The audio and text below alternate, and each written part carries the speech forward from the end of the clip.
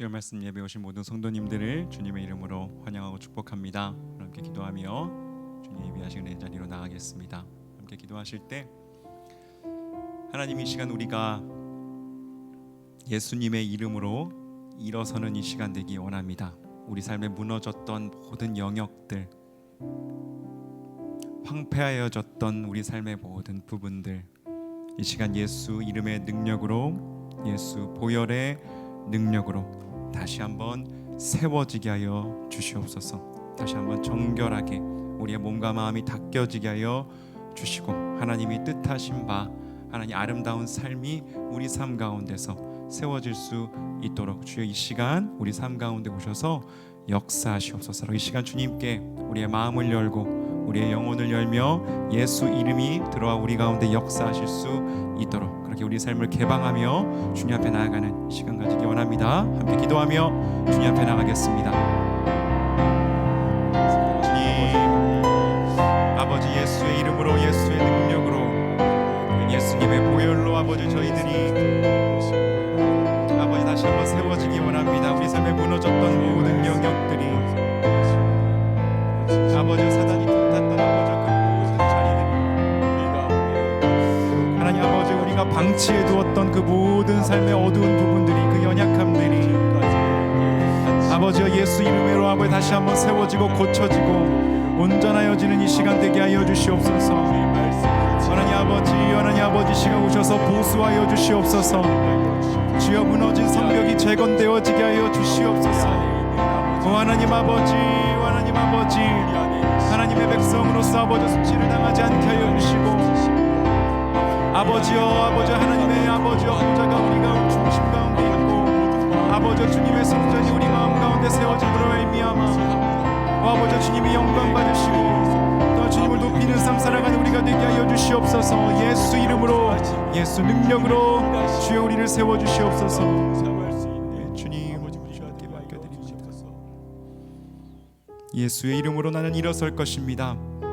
이 시간 그 하나님의 은혜, 하나님이 주실 능력 함께 선포하며 나가겠습니다. 예수의 이름으로, 예수의 이름으로 나는 일어서리라. 주가 주신 능력으로 나는 일어서리라. 원수가 날 향해 와도 쓰러지지 않으리. 주가 주신 능력으로, 주가 주신 능력으로, 주가 주신 능력으로 일어서리. 한 번 더 예수의 이름으로, 예수의 이름으로 나는 일어서리라. 주가 주신 능력으로 나는 일어서리라. 원수가 날 향해 와도 쓰러지지 않으리. 주가 주신 능력으로, 주가 주신 능력으로, 주가 주신 능력으로 일어설 것입니다. 목소리 높여 예수의 이름으로 나는 주가 주신 능력으로, 주가 주신 능력으로 나는 일어서리라. 원수가 날 향해 와도 쓰러지지 않으리. 주가 주신 능력으로, 주가 주신 능력으로, 주가 주신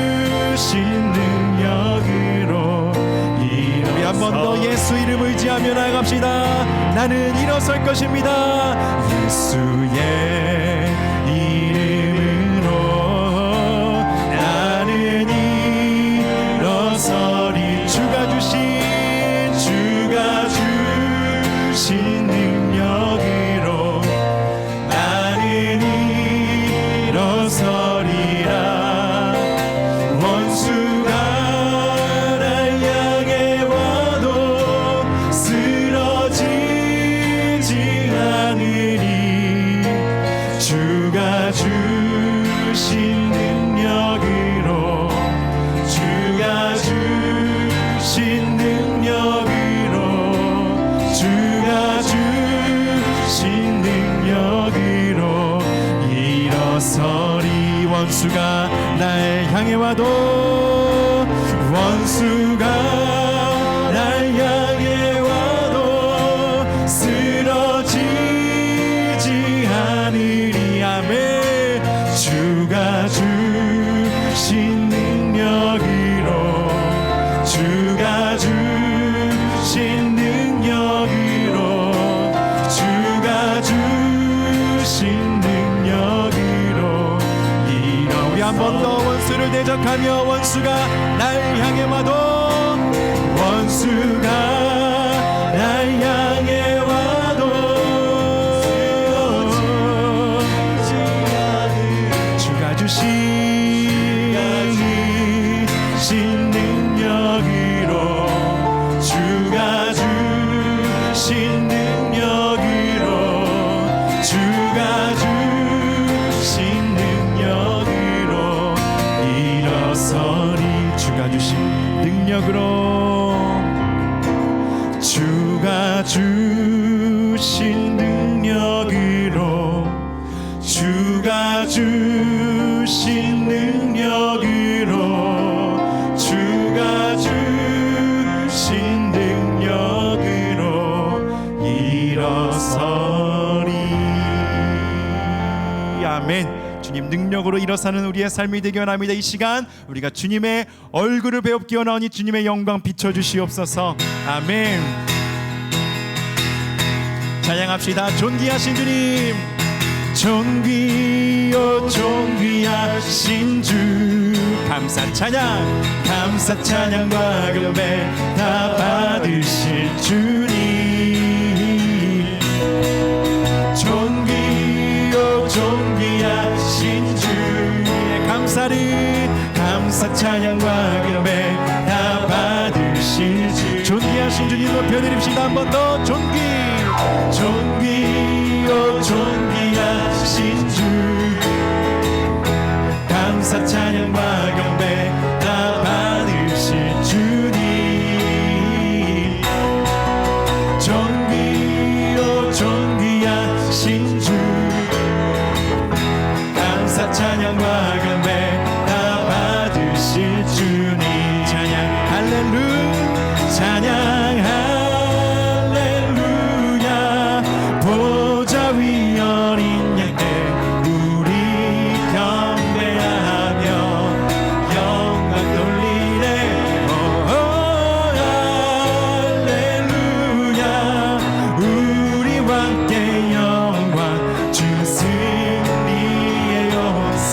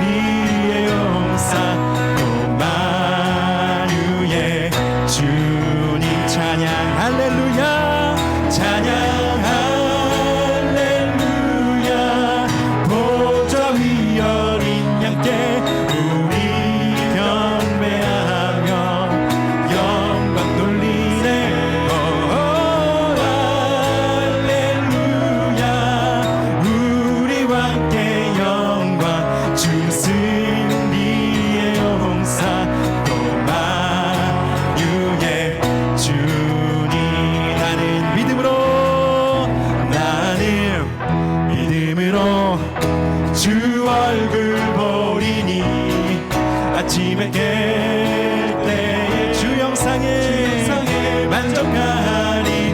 나 주님 닮기 원하네.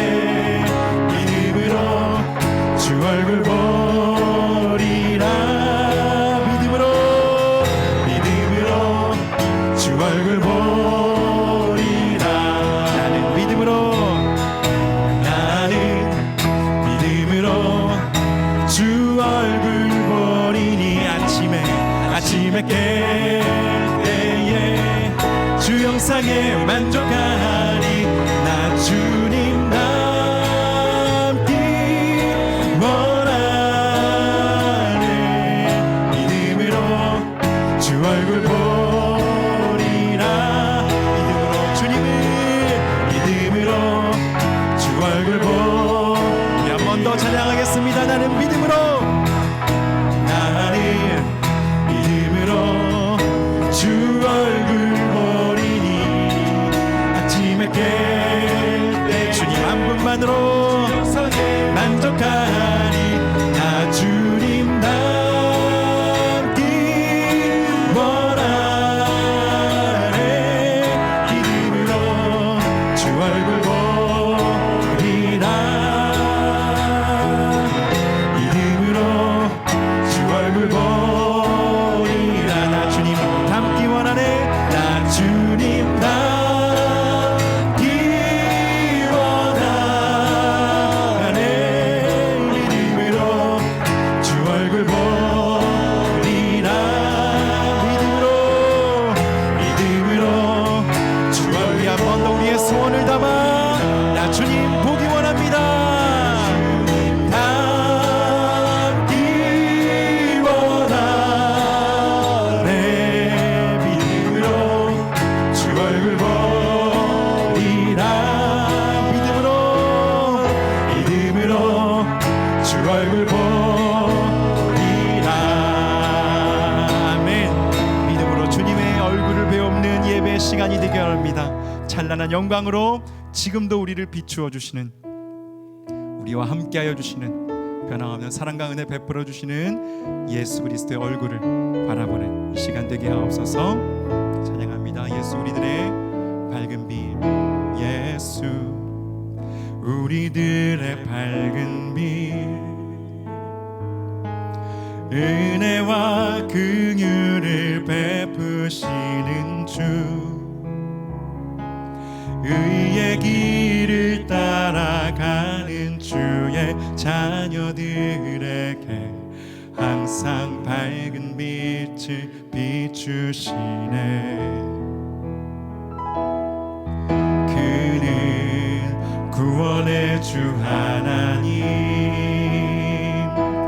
공의로 세상을 다스리시네. 주를 경외하는 자들에게 부어주시는 놀라운 주님의 영광. 하늘에서 찬란하게 빛나는 주의 영광. 이 땅에 오셨네.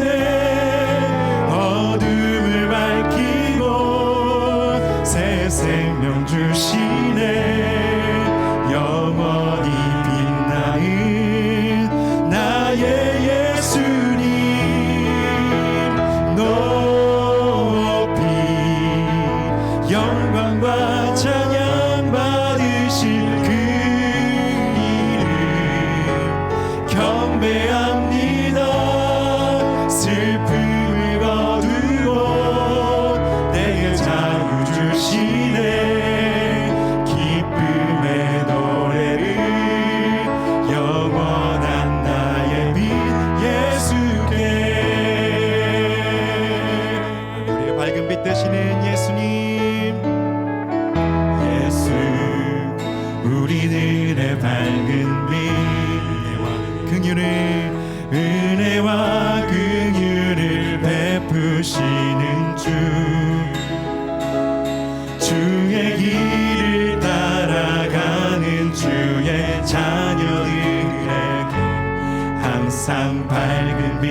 빛을 비추시네.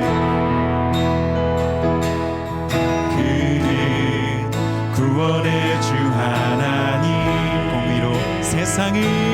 공의로 세상을 다스리시네.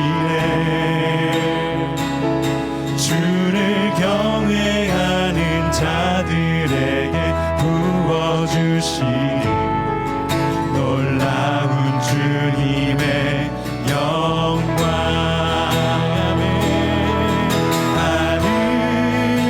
하늘에서 찬란하게 빛나는 주의 영광 이 땅에 오셨네. 어둠을 밝히고 새 생명 주시네. 영원히 빛나는 나의 예수님 높이 영광과 찬양 받으실 그 이름 경배합니다. 슬픔을 거두고 내게 자유 주시네. 기쁨의 노래를 영원한 나의 빛 예수께. 한 번 더 마지막으로 저 하늘에서 찬란하게 빛나는 주의 영광 찬양합시다. 하늘에서 찬란하게 빛나는 주의 영광 이 땅에 오셨네. 어둠을 밝히고 새 생명 주시네. 영원히 빛나는 나의 예수님 높이 영광과 찬양 받으실 그 이름 경배합니다. 슬픔을 거두고 내게 자유 주시네. 기쁨의 노래를 영원한 나의 빛 예수께. 슬픔을 거두고 내게 자유 주시네. 기쁨의 노래를 영원한 나의 빛 예수께. 아멘. 주님, 이 시간 우리가 우리의 빛 대신 예수 그리스도만 바라봅니다. 주여, 우리의 시선이 어두운 곳을 향하지 않게 해주시고, 주여, 우리의 연약함에, 아버지 세상의 막막함에 저희들 낙담하지 않게 해주시고, 다시 한번 우리의 환한 빛 되시는 예수 그리스도 바라보며 그 이름으로 일어서는 우리의 신앙 되게 해주시옵소서. 이 밤에 크신 은혜 부어주시옵소서. 하늘문을 열어주시옵소서. 예수 영광, 예수 능력으로 우리를 채우시사 주님의 자녀답게 살아가는 주님의 백성들 될 수 있도록 주님 능력 충만하게 부어주시기를 구하며 함께 주여 외치며 기도하며 나아갑니다. 주여. 아버지, 우리를 주님의 은혜로 덮으시옵소서. 아버지, 그 찬란하게 빛나는 주님의 영광으로 우리를 덮으시옵소서.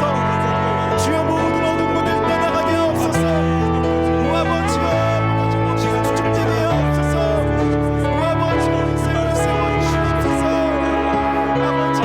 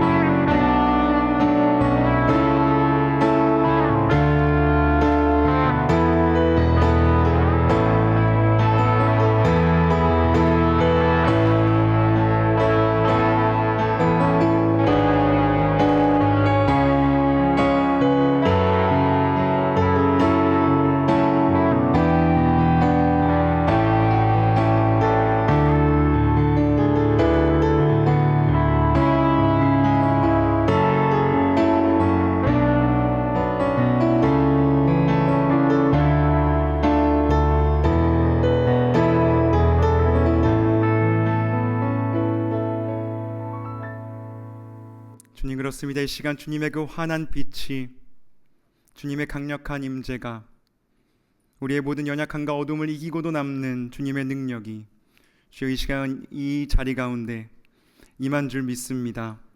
아버지, 모든 어두운 그늘 떠나가게 해주시고 온전히 주님의 임재로만, 그 다스림으로만, 그 통치로만 채워지는 이 저녁, 이 시간 되게 하여 주시옵소서. 우리 개인에게 있는 어둠만이 아니라 우리 공동체 가운데 있는, 또한 이 세상 가운데 있는 아버지 그 모든 어둠들 또한 주님의 능력으로 물리쳐 주시고 예수 이름으로 예수의 승리를 선포하며 나아가는 주님의 교회와 주님의 백성들 되게 하여 주시옵소서. 우리의 모든 연약함 아시는 주님, 우리 육신의 질고를 아시는 주님, 우리의 모든 것을 주님께 맡겨드립니다. 주님의 선하신 뜻이 이루어지기를 구하며 아바 아버지여 주님의 뜻을 이루소서. 이 시간 우리가 그 겟세마네 기도와 함께 합하여 주님께 기도 올려 드리오니 그 하늘의 거룩하신 뜻이 우리 삶 가운데 이루어지게 하여 주시옵소서. 오늘 말씀을 통하여 역사하시고 그 온전하신 하나님의 뜻을 깨달아 아버지여 한 걸음 한 걸음 비록 느리지만 아버지 의미 있는 발걸음 떼며 살아가는 우리의 삶 될 수 있도록 주여 은혜 허락하여 주시옵소서. 감사드리며 예수 그리스도의 이름으로 기도드립니다. 아멘. 로마서 8장 12절부터 17절까지의 말씀입니다. 로마서 8장 12절부터 17절까지의 말씀, 하나님 말씀 봉독하겠습니다. 그러므로 형제들아, 우리가 빚진 자로 돼 육신에게 져서 육신대로 살 것이 아니니라. 너희가 육신대로 살면 반드시 죽을 것이로되 영으로서 몸의 행실을 죽이면 살리니 무릇 하나님의 영으로 인도함을 받는 사람은 곧 하나님의 아들이라. 너희는 다시 무서워하는 종의 영을 받지 아니하고 양자의 영을 받았으므로 우리가 아빠 아버지라고 부르짖느니라. 성령이 친히 우리의 영과 더불어 우리가 하나님의 자녀인 것을 증언하시나니 자녀이면 또한 상속자 곧 하나님의 상속자요 그리스도와 함께한 상속자니 우리가 그와 함께 영광을 받기 위하여 고난도 함께 받아야 할 것이니라. 아멘. 다시 한번 영광과 함께 상속받은 고난이라는 제목으로 하나님 말씀 전하겠습니다. 사람 장소 환대라는 책이 있습니다. 들어보신 분들 계실지 모르겠어요. 이 책은요, 우리에게 아주 중요한 질문을 던지는 책인데요, 바로 사람은 어떻게 하면 사람이 되는가? 라는 질문을 던지는 책입니다. 사람은 어떻게 사람이 되는가에 대한 답은요, 사람 장소 환대라는 이 책의 제목에 다 담겨 있는데요, 이 책은 사람이 되려면 사람이 머무를 자리가 필요하고 이러한 자리, 이러한 장소를 내어주는 것이 바로 환대다라고 설명합니다. 환대를 통해서 자기 설 자리, 인정받는 자리, 자기가 안식할 수 있는 장소를 찾게 되면서, 갖게 되면서 사람이 비로소 사람 되어진다라는 거예요. 그러면 이 질문을 한번 생각해 보시기를 바랍니다. 여러분, 우리는 사람이기 때문에 이 세상에 받아들여진 것인가요? 아니면 세상에 받아들여졌기 때문에 사람이 된 것인가요? 좀 어려운 질문이죠. 사람이기 때문에 세상에 받아들여진 것인가? 아니면 받아들여졌기 때문에 사람이 된 것인가? 여러분, 이 책이 말하는 바는요, 후자입니다. 우리가 이 세상에 받아들여졌기 때문에 사람이 된 거라고 말해요. 사람이 그냥 사람이 되는 게 아니라는 거죠.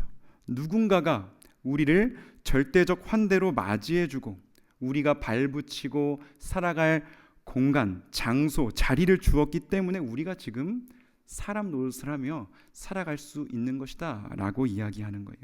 그리고 이 사회가 지속 가능하기 위해서는 사람을 사람 되게 해주는 환대가 반드시 우리 가운데 회복되어져야 한다라고 이야기합니다. 그렇다면 우리가 지금 살아가고 있는 사회는요, 사람을 사람 되게 해주는 환대가 있는 사회라고 여러분은 생각하십니까? 그렇지 않은 것 같죠. 가진 종교가 다르다고, 정치적인 입장이 다르다고, 가지고 있는 세계관과 가치관이 엇갈린다고, 출신 지역이 다르고, 받은 교육과 소유한 재산의 정도가 다르다고 서로를 혐오하고 사람 취급도 하지 않는, 여러분, 그런 험악한 세상이 되어 버렸습니다. 예수님은 분명히 우리에게 너의 원수까지도 사랑하라 라고 말씀하셨는데, 우리는요, 내 편만 사랑해요. 그리고 우리는 그 알량한 내 편의 범위조차도 점점 더 축소시켜가는 그런 세상 속에서 살아가고 있습니다. 우리는 더 이상 세상에서 어떤 절대적 환대를 기대할 수 없는 것 같습니다. 저는 바로 여기가, 이 지점이 우리 예수 그리스도의 복음이 빛을 발하는 자리라고 생각을 합니다. 여전히 교회가 세상에 소망을 줄 수 있는 부분이 바로 여기에 있다라는 거예요. 로마서 8장 1절에서 바울은 이렇게 선포합니다. 그러므로 이제 그리스도 예수 안에 있는 자에게는 결코 정죄함이 없나니. 여러분, 정죄함이 없다라는 것은 무엇을 의미합니까? 여러분, 이것이 바로 절대적인 환대입니다. 정죄함이 없다는 선포. 예수 안에 있는 자에게는 흠도 점도 없다는 선언. 하나님은요, 예수 그리스도 안이라는 그 넓고도 따뜻한 품을 우리가 머물 장소로 내어 주시면서 정죄가 없는 무조건적인 환대로 우리를 초대하십니다. 우리는요, 하나님이 내어 주시는 그 예수 그리스도의 품 안에서 환대를 받으면서 오늘도 사람답게 살아가는 게 이런 것이구나 라는 것을 배워갑니다. 여러분, 오늘 설교는요, 어떻게 하면 우리가 예수님의 그 절대적 환대를 받은 사람답게, 하나님의 백성답게 살 수 있을지에 대한 그 가능성을 함께 탐색하는 시간으로 가지도록 하겠습니다. 오늘 본문 12절은요, 이렇게 시작합니다. 그러므로 형제들아, 우리가 빚진 자로 돼 육신에게 져서 육신대로 살 것이 아니니라. 바울이 여기에서 우리 그리스도인들을 빚진 자라고 표현하는 것은요, 여러분, 그렇게 세상적인 관점에서 그렇게 표현하고 있는 것입니다. 묘사하고 있는 거예요. 우리는요, 독생자 예수 그리스도를 십자가에 내어주심을 통한 하나님의 절대적인 환대를 몸소 경험한 사람들입니다. 그것은요, 우리가 감히 상상할 수 없고 감당할 수 없는 환대요 사랑이죠. 그렇기에 여러분, 우리가 인간적인 생각을 하게 되면요, 우리가 빚을 졌다라고 생각하게 된다는 거예요. 그리고 그 빚을 어떻게? 인간적인 방식으로요, 바울의 표현대로라면 육신의 방법으로 갚으려는 노력을 우리도 모르게 우리가 하게 되어 있다. 우리의 마음이 그렇게 세팅이 되어 있다라고 바울은 말하고 있는 것입니다. 육신에게 지지도 않은 빚을 육신의 방법으로, 인간적인 생각으로 우리는 끊임없이 갚으려고 노력하면서 살아가는 존재들이다라는 것입니다. 우리 육신은 그런 인간적인 기브 앤 테이크에 익숙한 존재들이니까요. 갚을 수 없이 큰 사랑과 은혜를 선물로 받았지만 여전히 육신대로 우리는 살고 있기 때문에 육신의 방법으로 그 사랑을 갚으려고 애쓰는 삶을 우리가 지금도 살아가고 있다라는 거예요. 얼핏 보기에는요, 그렇게 애쓰는 삶이 좋은 것 같이 보일 수도 있습니다. 도덕적, 윤리적으로 좋아 보일 수도 있어요. 뭔가 도리를 알고 체면을 알고 염치를 아는 사람으로 보일 수도 있고요, 열심 있는 사람으로 비춰질 수도 있습니다. 그런데 13절 말씀에서 바울은 이렇게 단언합니다. 너희가 육신대로 살면 반드시 죽을 것이로되. 그렇게 육신적이고 인간적인 생각으로 마치 빚쟁이에게 빚 갚듯이 신앙생활을 하면 너의 영이 살아나는 것이 아니라 오히려 죽게 된다라고 하는 겁니다. 여러분, 그렇게 신앙생활하면 우리는요, 죽습니다. 그래서 바울은 13절 하반절에서요, 하반절에서 오히려 이렇게 말하고 있어요. 영으로서 몸의 행실을 죽이면 살리니. 체면과 도리를 따지는 우리가 가진 통념과는 반대되는 이야기를 지금 바울이 하고 있는 거예요. 그러니까 복음은 그 이상이다라는 것을 바울은 말하는 것입니다.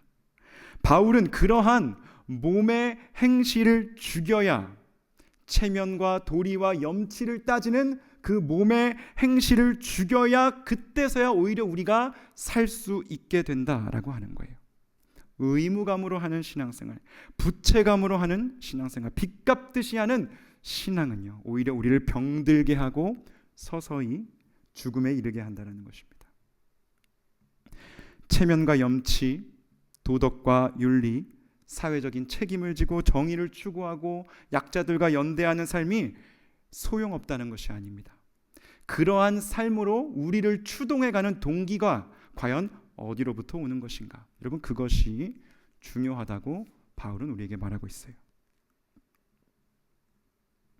그렇다면 우리의 육신적이고 인간적인 몸의 행실에 대해서 바울이 제시하는 해결책은 무엇입니까? 여러분, 바울은 이렇게 말합니다. 영으로서 몸의 행실을 죽이면 살리니. 영으로서 몸의 행실을 죽인다. 여러분, 무엇을 뜻하는 것일까요? 영빨을 막 키워서 우리 육신의 소욕을 다 잠재워버리고 억누르면서 금욕적인 삶을 살아야 한다는 걸까요? 여러분, 그런 해석은요, 완전히 문맥을 벗어나는 탈문맥적인 해석이 되어버리는 겁니다. 여러분, 우리는 성경을 읽으면서 이런 해석을 정말로 조심해야 합니다. 바울은요, 그렇게 금욕적인 삶을 살아야 한다는 어떤 스토아 철학을 설파했던 것이 아니에요. 여러분, 바울 메시지의 핵심이 무엇입니까? 바울 메시지의 핵심은요, 자기 절제, 자기 극복이 아니라 오직 하나님의 은혜였습니다. 하나님의 은혜. 바울이 바로 다음 14절에서 이렇게 말하거든요. 무릇 하나님의 영으로 인도함을 받는 사람은 곧 하나님의 아들이라. 몸의 행실, 우리의 인간적인 모든 시도, 우리의 근원적인 동기를 바꾸어낼 힘이 우리 육신에 있는 것이 아니라 어디에 있다고요? 하나님의 영에 있는 것이다 라고 바울은 우리에게 말하고 있어요. 여기서 그리고 바울은 한 걸음 더 나아가서 이렇게 하나님의 영으로 인도함을 받는 사람은 곧 하나님의 아들이다 라고 선포합니다. 그리고 15절에서 바울은 두 영을 비교하지요. 여러분, 15절 말씀 함께 읽어보도록 하겠습니다. 시작. 너희는 다시 무서워하는 종의 영을 받지 아니하고 양자의 영을 받았으므로 우리가 아빠 아버지라고 부르짖느니라. 아멘. 여러분, 우리는 이 15절 말씀을 통해서 바울이 사용하는 이 영과 육신이라는 두 어휘의 의미가 어떻게 다른지 파악할 수가 있습니다. 육신대로 산다라는 것은요, 여러분, 바로 무서워하는 종의 영을 따라 산다라는 것을 뜻합니다. 우리는 인간 세상에서 완전하고 절대적인 환대를 받아본 적이 없는 사람들입니다. 지금껏 우리가 받았던 환대는요, 어딘가 찌그러지고 결핍된 부분적이고 조건부적인 환대였습니다. 그래서 우리는요, 지금까지 살아오면서 끊임없이 인정투쟁을 해야만 했어요. 그 트라우마로 인해서 우리는 우리가 하나님으로부터 받은 그 예수 십자가를 통한 절대적이고 무조건적인 환대와 긍정을 언제 빼앗길지 모른다는 두려움 속에서 살아가고 있습니다. 나를 향한 이 환대가 언제 갑자기 철회되어 버릴지도 모른다는 두려움. 하나님이 나에게 변덕을 부리실지도 모른다는 그 사탄이 심어둔 불안이 우리 안에서 작동하면서 우리의 인간적인 생각, 우리의 육신적인 본능에 내재되어서 일하고 있다라는 것입니다. 그래서 우리의 힘으로 그 환대가 유지되도록 애쓰고 그 환대가 지속되도록 우리 힘으로 육신의 방법으로 그것을 부여잡고 살아간다라는 거예요. 하나님의 사랑, 하나님의 환대가 여전히 우리 삶 속에 지속될 수 있도록. 그래서 예수 안에 있는 자에게는 결코 정죄함이 없다. 그 무엇도 예수 그리스도 안에 있는 사랑에서 우리를 끊을 수 없다라고 선포하신 그 우리를 향한 절대적인 환대, 무조건적인 긍정을 우리 스스로가 받아들이지 못하고 여전히 무서워하는 종의 영에 갇혀서 살아가고 있다라는 것입니다. 여러분, 그러한 무서움과 두려움은요, 우리의 신앙을 변질시킵니다. 어떻게 해요? 신앙을요, 고리타분한 윤리와 도덕으로 바꿔버립니다. 체면과 염치로 바꿔버려요. 우리 신앙을 해야 할 일 목록들, 투두 리스트들로 바꿔버립니다. 이런 행위들로 만족시켜 드려야 할 뿐, 풀어드려야 할 뿐, 달래드려야 할 뿐으로 하나님을 그렇게 전락시켜 버리는 거예요. 또한 무서워하는 종의 영은 우리의 신앙을 타인을 향한 저주와 혐오로 향하게끔 만듭니다. 하나님의 절대적인 환대와 무조건적인 긍정을 받아들이지 못하니 그것을 우리가 믿지를 못하기 때문에 우리도 타인을 향한 절대적인 환대의 공간을 마련해 줄 수가 없게 되어버리는 거예요. 한마디로요, 좁아 터진 마음들이 되어버리는 겁니다. 가까이는 곁에 있는 이들을 험담하게 되고요, 배척하게 되고요, 멀리로는 나와 다른 이들을 타자화하고 악마화하면서 갈라버리는 것이죠. 그리고 의무감, 죄책감, 부채감에 의해서 움직이는 신앙을 하도록 스스로가 그렇게 만들어버리는 것입니다. 죄와 사망의 법에서 해방된 자유한 하나님의 백성이 아니라 여전히 종으로, 여전히 노예로 살아가게 된다는 것입니다. 철저히 인간적인 방식으로 하나님의 사랑을 생각하고 계산하고 반응하는 것이죠. 그러니까 하나님의 은혜를요, 헛되게 만들고 있는 거예요. 그런 우리에게 하나님은 말씀하십니다. 너희는 무서워하는 종의 영이 아니라 양자의 영을 받았다라고요. 양자됨. 여러분, 그러니까 현대식 표현으로 입양을 통해서 우리가 하나님의 자녀 되었다라고 바울은 말하고 있습니다. 여러분, 우리 가운데서 입양을 하신 분들이 계실 수도 있고요, 또 입양이 된 분들이 계실 수도 있을 텐데요. 여러분, 오해하지 말고 들어주십시오. 오해를 걷어내려고 드리는 말씀이에요.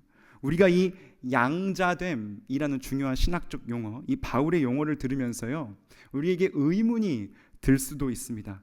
양자라는 존재는, 입양된 존재는 뭔가 우리가 그냥 얼핏 생각하기에 직접 낳은 자녀보다는 좀 서열에 있어서 떨어지는 게 아닌가? 밀리는 거 아닌가? 열등한 존재가 아닌가라는 생각이 드실 수도 있어요. 여러분, 이런 생각이 지극히 현대적인 생각이다라는 말씀을 드리는 겁니다. 우리가 양자의 영을 받았다라는 뜻을 제대로 이해하려면요, 양자됨을 우리가 지금 살고 있는 문화가 아니라 바울이 살았던 그 그레코 로만 시대 그 문화의 관점에서 살펴봐야 합니다. 당시에 입양된 자녀는요, 결코 부모가 직접 낳은 자녀보다 열등한 존재가 아니었습니다. 여러분, 영화 배너 아시죠? 아시죠? 다들 뭐 한 5-6번은 보지 않으셨나요? 더 이상 보신 분들도 계실 테고, 저도 뭐 한 10번은 본 것 같은데요. 배너를 보시면 배너가 누명을 쓰고 배 아래에서 노를 젓는 노예 생활을 하는 장면이 나옵니다. 그러다가 그 배가 해적들의 습격을 받게 되고요, 배가 깨진 중에 그 함대의 제독이자 로마의 집정관이었던 아리우스라는 사람을 이 배너가 구해내게 돼요. 로마의 최고위층 귀족인 아리우스가 배너에게 반지를 끼워주면서 배너를요, 죽은 자기 아들 대신에 자기 양자로 삼는 장면이 그 배너 영화에 나오거든요. 완전히 다 자란 성인을 자기의 양자로 삼고요, 자신의 모든 것을 그에게 물려주는 장면이 나옵니다. 그러고 나서 여러분 그 둘의 관계가 아리우스와 베너의 관계가 얼마나 좋은지 모릅니다. 베너가 노예였다고 해서 천한 신분이었다고 해서 아리우스가요 베너를 결코 마구 대하지 않습니다. 열등한 존재로 대하지 않아요. 그 둘의 관계가 얼마나 좋은지 따뜻하게 품위 있게 진짜 아들로서 베너를 대하지요. 베너도 감사함으로 자신을 노예에서 귀족으로 변하게 해준 이 로마의 집정관 아리우스에게 감사하면서 자신의 양자됨의 그 지위를 마음껏 누리면서 살아갑니다. 여러분 당시의 양자됨이란 이런 것입니다. 하나도 몸으로 낳은 자식보다 진짜 자식보다 열등할 것이 없는 존재. 여러분 그거 아시나요? 카이사르 다음으로 로마를 통치했던 그 로마 제국의 황제들 첫 5 황제들 아우구스투스, 티베리우스, 칼리굴라, 클라우디우스, 네로 황제 여러분 이 5사람 모두가요 다 피로 맺어진 부자 사이가 아니었습니다. 이 사람들이 다 입양된 사람들이었어요. 다 양자가 되어서 왕으로 길러진 교육받은 사람들이었습니다. 그러니까 여러분 지금 바울은요 이 세상 나라 양자됨으로 이루어진 로마 제국의 로얄 패밀리와 비교되는 하나님 나라의 로얄 패밀리를 우리에게 보여주고 있는 것입니다. 함께 확인해 볼까요?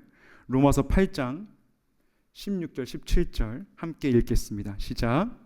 성령이 친히 우리의 영과 더불어 우리가 하나님의 자녀인 것을 증언하시나니 자녀이면 또한 상속자 곧 하나님의 상속자요 그리스도와 함께한 상속자니 우리가 그와 함께 영광을 받기 위하여 고난도 함께 받아야 할 것이니라. 아멘.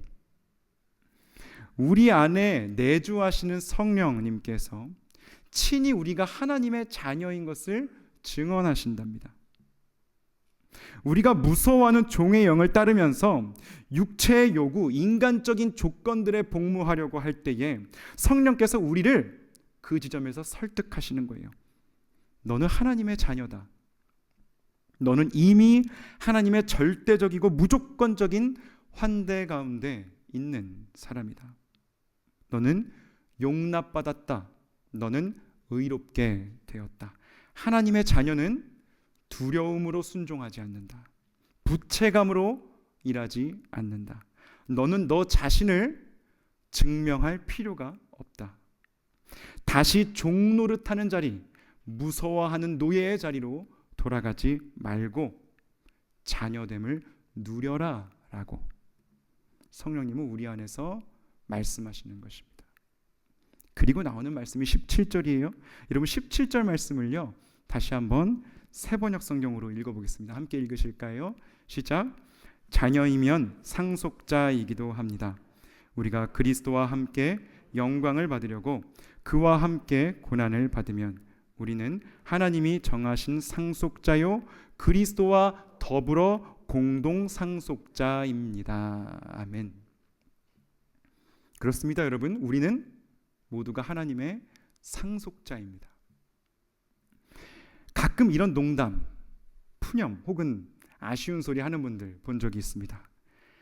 어째 우리 조상님들은 숨겨놓은 땅도 하나 없으시대. 저도 우리 아버지가 그렇게 열심히 사셨는데 왜 상속받을 게 하나도 없는지 의문이기는 한데요. 여러분 실망하실 필요가 없습니다. 우리 모두는 상속자입니다. 그것도 어떤 상속자입니까? 그리스도와 더불어 공동 상속자가 된 사람들입니다. 우리는요 하나님의 아들 예수 그리스도와 함께 양자됨을 누립니다. 황제의 가문이 부럽지 않은 하나님의 로얄 패밀리가 된 거예요. 그러므로 우리는 그리스도와 함께, 여러분 정말 놀랍게도요 예수님보다 열등하지 않은, 예수님과 동등한 지위를 얻은 하나님의 아들, 딸이 되었습니다. 여러분 그것이 바로 성경의 메시지입니다. 히브리서 2장 11절이 이렇게 증거하고 있거든요. 거룩하게 하시는 이와 거룩하게 함을 입은 자들이 다 한 근원에서 난지라. 그러므로 형제라 부르시기를 부끄러워하지 아니하시고. 아멘. 여러분, 이것이 바로 우리가 양자의 영을 받았다는 증거입니다. 그런데 여기에 상속 조건이 하나가 붙어요. 상속자는 상속자인데, 공동 상속자인데 조건이 붙습니다. 그리스도와 함께 영광을 상속받기 위해서 무엇을 받아야 한다고요? 고난도 함께 받아야 한다 라고 합니다. 만약 우리가 고난받는 것을 거부하게 되면요, 상속 결격 사유가 생기는 거예요. 그래서 예수님과의 공동 상속 자격을 박탈당한다 라고 말하고 있는 것입니다. 상속을요, 우리 입맛대로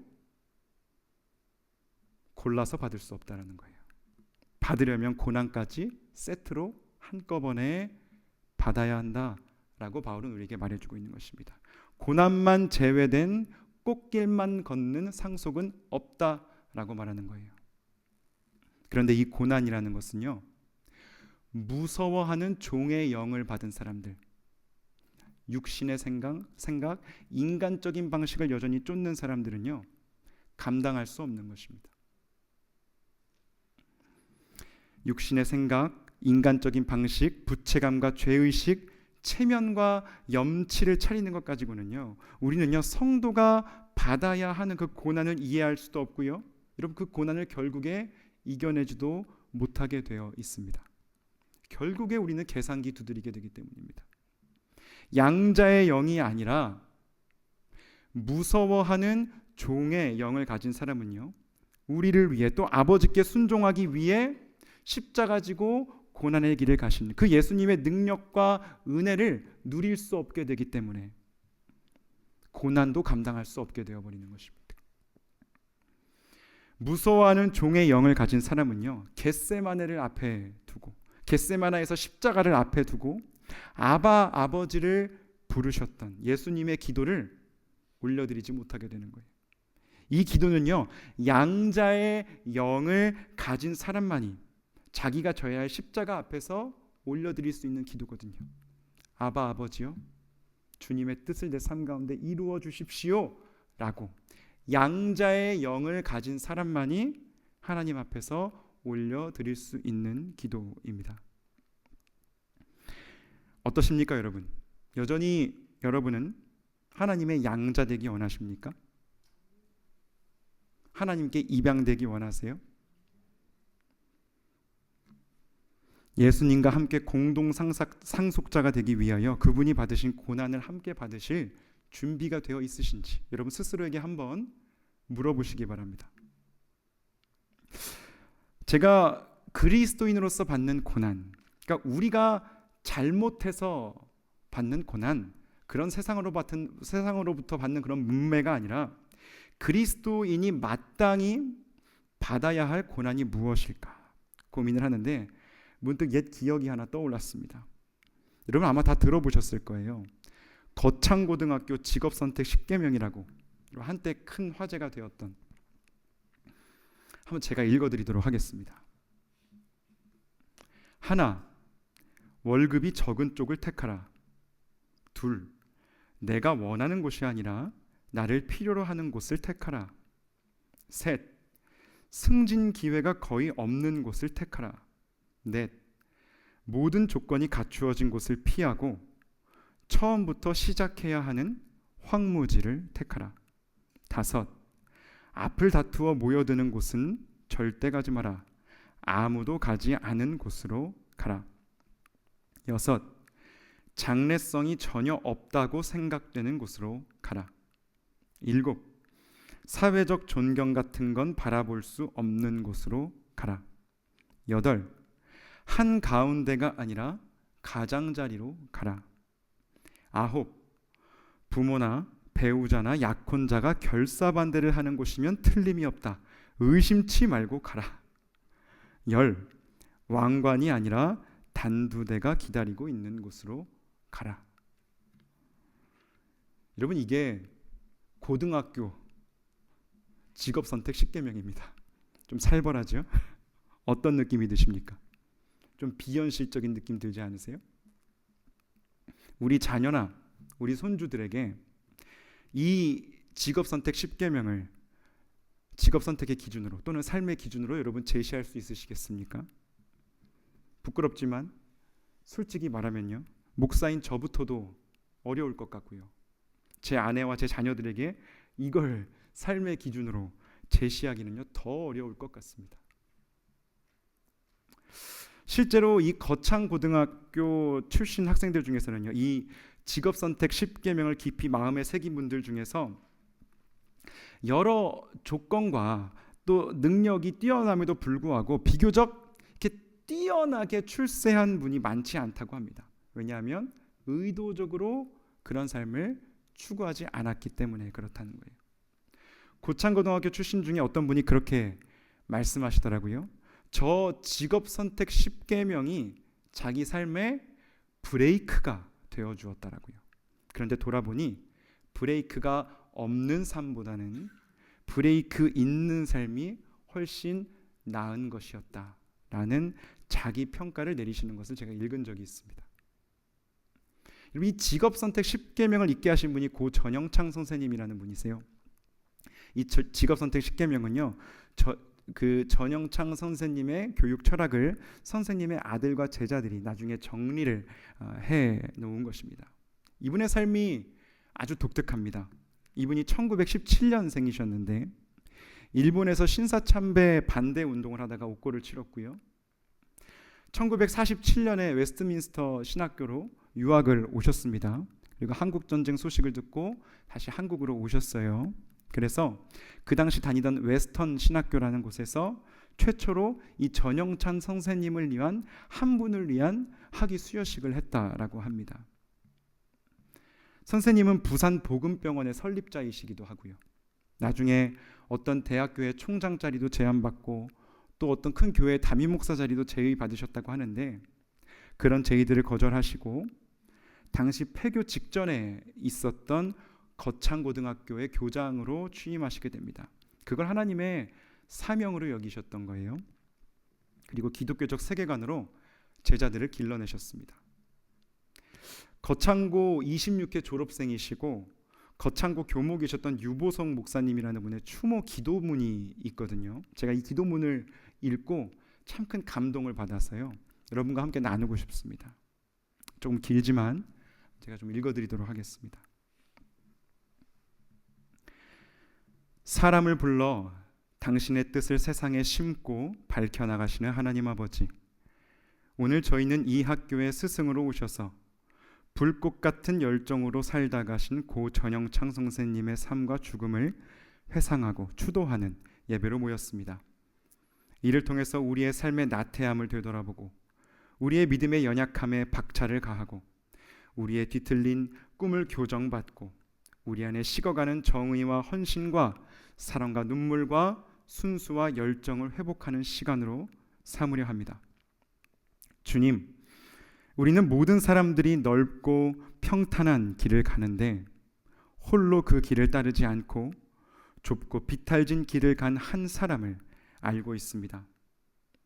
대부분의 사람들이 위로 오르려고 안간힘을 쓰는데 자기에게 있는 힘을 오히려 아래로 내려가는데 다 써버린 한 사람을 알고 있습니다. 많은 사람들이 남이 갖지 못한 명예와 저명한 이름을 얻으려고 발버둥 치는데 이미 확보된 명예와 이름을 배설물 버리듯 버리는 사람을 보았습니다. 자네의 실력이라면 이 정도 갖추어진 자리가 있어 라는 손짓을 망설임 없이 뿌리치고 아무것도 갖추어지지 않은 불모의 땅을 선택하는 한 등신을 우리는 보았습니다. 우리는 더 많이 모으려고 안간힘을 쓰고 월급이 적다고 성토하는데 자기에게 있는 재산을 톡 털어내어주고 빈털터리가 되고서야 오히려 만족하는 바보를 알고 있습니다. 우리는 권력과 군대를 두려워하고 돈을 무서워하는데 권력의 힘과 군대의 힘 같은 것은 조금도 무서워하지 않고 사람들이 전혀 무서워하지도 않는 당신을 자기 혼자 지독히 무서워했던 사람을 보았습니다. 우리는 문제가 생기면 전문가를 찾아가고 아는 사람과 인맥의 힘을 빌려 풀려고 하는데, 우리가 본 이 사람은 아무리 답답하고 위험에 처했다고 외쳐대어도 대답 한마디 없이 침묵하시는 당신에게만 대답을 요청하고 몸살을 앓는, 참 보기에 답답한 분이었습니다. 지금 생각해보면 그분은 우리가 쓰는 자와는 그 성질이 전혀 다른 자로 세상을 재었습니다. 우리는 땅을 재는 자로 내 길을 재어 나가는데 그분은 하늘에서 쓰는 자로 땅을 재어 나갔습니다. 이렇게 한 사람이 살고 간 지 언 25년의 시간이 지났습니다. 결국 우리가 쓰는 잣대보다 그분이 썼던 잣대가 옳았습니다. 저기 강당 뒷벽에 붙어있는 10가지 삶의 길은 학생들을 가르치려고 꾸며낸 실현 불가능한 이상이나 이론이 아니고 25년 전 여기 죽전동산에서 자기 몫으로 주어진 땅에서의 삶을 살고 간 우리들의 스승의 삶의 발자취를 10가지로 정리한 것임을 알고 있습니다. 오늘 전현창 선생님이 가르치는 교육받고 그분의 삶과 죽음을 채취하고 있는 목사님을 통해서 선생님의 신앙과 삶을 증언받을 때 여기 모인 우리들의 식은 가슴이 다시 더워지게 하옵소서. 잠자는 사람들이 깨어나게 하옵소서. 어디가 자기 갈 길인지 모르는 사람들에게 자기가 걸어가야 할 길을 선명히 보게 되는 시간 되게 해 주시옵소서. 삐뚤어지고 뒤틀린 꿈을 교정받는 시간 되게 해 주시옵소서. 그리고 하나님 아버지, 이 거창고등학교가 새로운 미래를 위해서 다시 꿈꾸고 다시 씨 뿌리고 하나님과 함께 다시 해 나가야 할 씨름이 무엇인지를 듣고 깨닫는 은총의 시간 되게 인도해 주옵소서. 죄인이 예수님 이름 받들고 기도 올립니다. 아멘. 여러분, 감동적인 기도문이죠. 제가 달라 하시면 드리겠습니다. 네. 이 기도문을 보니 전영창 선생님은요, 그리스도와 함께 진정으로 고난을 받으셨던 예수님의 공동 상속자이셨던 것 같습니다. 참 잘 사셨다 싶습니다.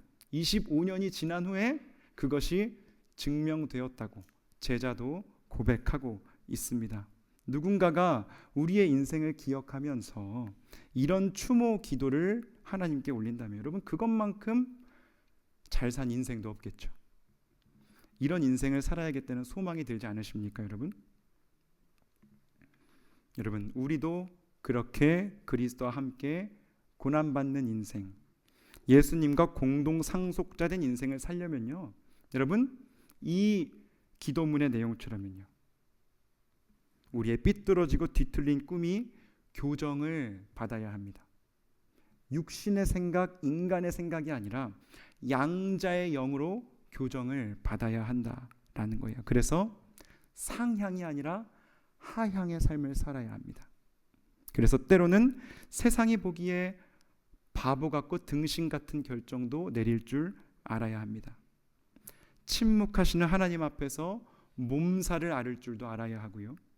보이지 않는 하나님을 누구보다 두려워할 줄 알아야 합니다. 땅의 잣대가 아닌 하늘의 잣대를 가지고 자기 삶을 성찰할 줄 아는 사람이 되어야 한다라는 거예요. 여러분, 하나님의 자녀는요, 영광과 함께 고난을 받게 되어 있습니다. 그것이 바로 상속의 조건입니다. 입맛대로 상속받을 수 없습니다. 하지만 우리가 받게 될 그 고난은요, 하나님의 영, 양자의 영으로 하는 것이기에 무서워하는 종의 영이 아니라 양자의 영으로 감당하는 것이기 때문에요, 여러분, 우리가 지금 생각하는 것보다는요 그렇게 힘들지 않을 것입니다. 오히려 할만할 거예요. 오히려 행복할 것입니다. 생각보다 훨씬 더 쉬운 길일 거고요. 예수님이 우리의 멍에를 대신 져 주시기 때문에 훨씬 더 우리의 생각보다 행복하고 충만한 길이 바로 그 고난의 길일 것입니다. 그 행복한 고난의 길로 예수님과 함께 걸어가셔서 예수님의 그 찬란한 영광을 상속받으시는 모든 성도님들 되시기를 주님의 이름으로 축복합니다. 함께 기도하겠습니다.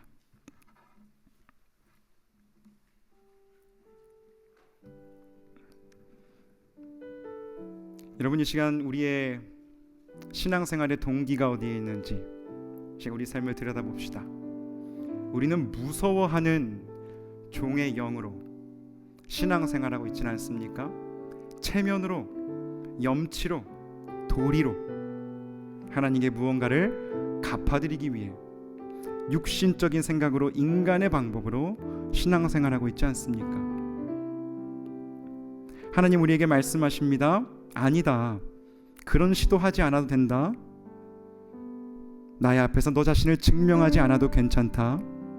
나는 너를 이미 용납하였다. 너는 나의 아들이다. 너는 나의 딸이다. 양자의 영을 받은 자답게 살아라 라고 말씀하십니다. 여러분, 이 시간 양자의 영을 받아 누립시다. 성령님, 이 시간 우리 가운데 오시옵소서. 우리가 의무로, 도리로, 체면으로 신앙생활하는 사람들 아니라 그냥 지쳐버릴, 우리에게 있는, 우리 안에 있는 것을 우리의 능력으로 신앙생활하는 사람들 아니라 그 양자의 영으로 그 충만함을 받아서 예수 그리스도 따라가는 행복한 삶, 충만한 삶, 예수님과 함께 공동 상속자 된 삶을 살아가는 우리가 될 수 있도록 주여 역사하여 주시옵소서. 함께 우리 삶 올려드리며 기도하며 나가겠습니다. 기도합시다. 하나님 아버지, 그렇습니다. 우리를 예수 그리스도와 함께하는 공동 상속자로 불러주시니 감사드립니다. 하나님 아버지, 너무나도 연약한 우리, 죄인된 우리, 아버지 아무것도 가진 것 없는 우리를, 아버지 우리를 부르셔서 주여 우리를 세우셔서 아버지 예수 그리스도보다 하나도 열등할 것이 없는 하나님의 아들로, 하나님의 딸로 삼아주셨습니다. 아버지 우리를 위해 예수 그리스도 보내셨고, 우리 예수님 피 흘리셨고, 아버지를 위하여 산제사들이셨고 살기를 내어주셨습니다. 오 하나님 아버지, 우리를 받아주셨습니다. 용납하여 주셨습니다. 정죄할 것이 하나도 없다 말씀하십니다. 아버지여, 아버지 우리가 무엇도 하나님의 사랑에서 우리를 끊어낼 수 없다 말씀하십니다. 오 아버지, 우리가 두려움으로, 아버지여 무서워하는 종의 영으로 신앙생활하는 삶을 되지 않게 해주시옵소서. 아버지여 양자의 영을 받아, 아버지여 하나님의 영을 받아, 아버지여 주님께서 우리에게 주시고 고난의 길까지도 아버지여 기꺼이 받으며 나아가는, 기꺼이 감당하며 살아가는 우리가 되게 하여 주시옵소서. 오 아버지, 우리에게 있는 아버지 그 고난의 길, 예수 그리스도와 함께 공동 상속자가 되는 길, 아버지 그 길을 주님과 함께 걸어가기 원합니다. 아버지, 우리가 목에 겁먹지 않게 해주시고, 아버지 두려워하지 않게 해주시옵소서. 주님이 함께 하시기에 그 길은 행복할 것이며, 주님이 함께 하시기에 그 길은 충만할 것이며, 주님이 함께 하시기에 그 길은 아버지 하나님의 은혜로 충만한, 은혜가 있는, 찬양이 있는 길이 될 것임을 저희들 아버지 믿음으로 선포하오니, 아버지 주님과 함께 그 믿음의 길을 걸어가는 주님의 백성들 될 수 있도록 주여 역사하여 주시옵소서. 주님이 주시는 참된 자유함 가운데, 그 은혜 가운데 오 아버지여 잠겨서 살아가는 주님의 백성들 될 수 있도록 주여 역사하여 주시옵소서. 주여 말씀하여 주시옵소서. 은혜 허락하여 주시옵소서. 오 하나님 아버지, 우리 한 번 더 기도합시다. 우리는 하나님의 절대적인 환대를 받은 사람들입니다. 무조건적인 긍정을 받은 사람들입니다. 너희에게는 정죄할 것이 하나도 없다 라고 말씀하십니다. 여러분, 그 긍정을 받은 사람들, 절대적 환대를 받은 사람들답게 여러분, 우리 곁에 환대의 자리를 마련하는 우리 모두가 되기 원합니다. 우리 곁에 있는 이들을 품어줄 수 있는 넉넉한 그늘이 되기 원합니다. 하나님께서 우리를 환대하여 주셨듯이 우리도 다른 이들을 환대하며 그들이 사람답게 살아갈 수 있도록, 존귀한 하나님의 자녀로 대우받을 수 있도록 그들을 위한 환대의 자리를 마련하는 주님의 백성들 되게 해주시고, 그러한 우리의 공동체 되게 하여 주시옵소서. 상한 영혼들, 지친 영혼들 이 공동체 가운데 들어와 위로받게 하여 주시옵소서. 회복되게 하여 주시옵소서. 양자의 영을 받게 하여 주시옵소서. 이 시간 우리의 마음 주님께 올려드리며 나가겠습니다. 함께 기도합니다.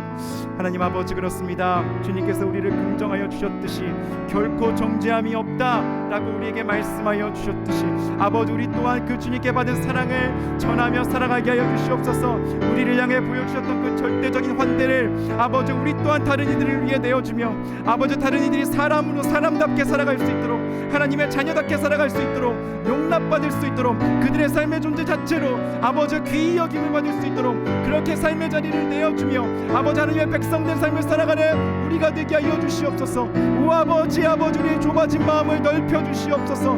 아버지, 강팍해진 마음을 부드럽게 하여 주시옵소서. 다시 한번 주님의 사랑 안에 잠기게 하여 주시옵소서. 아버지와 사랑을 받은 자들답게 아버지, 그 사랑 흘려보내며 살아갈 수 있도록 주님 은혜 충만하게 부어주시옵소서.